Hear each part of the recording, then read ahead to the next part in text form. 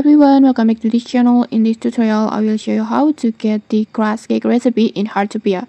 So in this new update, Heartopia is collaborating with the Pleasant Code and Big Wolf. And in this event, you can get a brand new food recipe that called crust cake.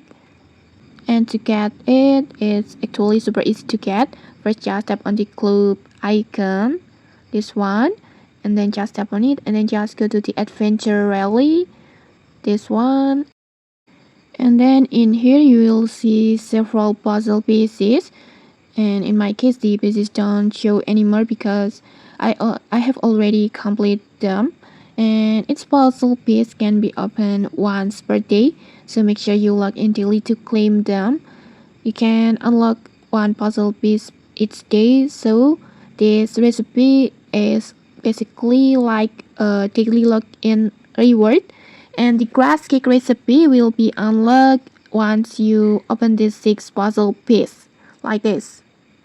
And as soon as you unlock the 6th piece, you will immediately receive the crust cake recipe as a reward, and you can use it or open it directly from your stove like this.